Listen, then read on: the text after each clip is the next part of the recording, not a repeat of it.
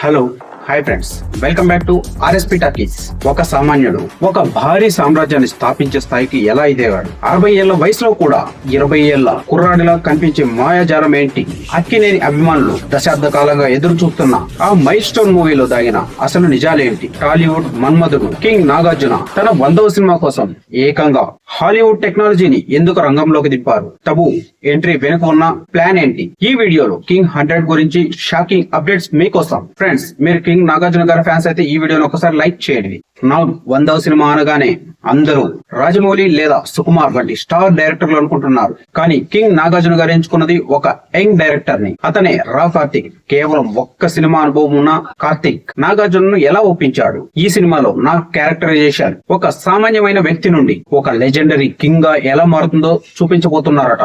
కథలో ఉన్న సస్పెన్స్ ఏంటంటే ఇందులో నాగ్ 3 విభిన్న కాలాలకు చెందిన పాత్రల్లో కనిపిస్తారు. ఇక్కడ అసలు థ్రిల్ మొదలవుతుంది. 25 ఏళ్ల వయసులో ఉన్న నాగార్జున ని మళ్ళీ మనం చూడబోతున్నాం. దీనికోసం హాలీవుడ్ మూవీస్ ఐరిస్ మ్యాన్ లేదా ఇండియానా జోన్స్ లో వాడిన డీఏజింగ్ టెక్నాలజీని వాడుతున్నారు. సుమారు 15 కోట్లు కేవలం నాగ్ ముఖాన్ని యంగ్ గా చూపించడానికి వాడుతున్నారంటే సినిమా రేంజ్ ఏంటో అర్థం చేసుకోవచ్చు. ఆ పాత నాగార్జున అంటే శివ టైప్ లో మళ్లీ వస్తే థియేటర్ లో పూనకాలే. ఇక కాస్టింగ్ విషయానికి వస్తే నిన్న మొన్నటి వరకు రూమర్స్ అనుకున్నారు, కానీ ఇప్పుడు నిజమని తేలింది. 27 ఏళ్ల తర్వాత టబు ఈ సినిమాలో నటిస్తున్నారు. కానీ ఇది ఒక లవ్ స్టోరీ కాదు, ఒక పవర్ఫుల్ పొలిటికల్ లేదా గ్యాంగ్స్టర్ పాత్ర అని టాక్. అంతేకాదు క్లైమాక్స్ లో నాగ చైతన్య, అఖిల్ కూడా కనిపించబోతున్నారట.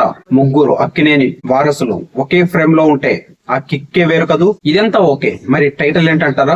అట్ ప్రెసెంట్ చూసుకుంటే ఈ సినిమాకి లాటరీ కింగ్ అని కొందరు, కింగ్ 100 అని మరికొందరు అంటున్నారు. కానీ మేకర్స్ మాత్రం ఒక పవర్ఫుల్ టైటిల్ ని ఫైనలైజ్ చేశారని, అది త్వరలోనే బయటికి రాబోతుందని సమాచారం. ఇప్పటికే షూటింగ్ 45% పూర్తయింది. 2026 సమ్మర్ టార్గెట్ గా వస్తున్న ఈ సినిమా నాగార్జున కెరీర్ లో అత్యధిక వసూలు సాధించిన సినిమాగా నిలుస్తుందా లేదా? మీరేమనుకుంటున్నారో కింద కామెంట్ లో తెలియజేయండి. మరిన్ని సినిమా అప్డేట్స్ కోసం మన ఛానల్ సబ్స్క్రైబ్ చేసుకోండి. ఈ వీడియో నచ్చినట్లయితే లైక్ చేయండి. Thank you for watching. By by. జై హింద్.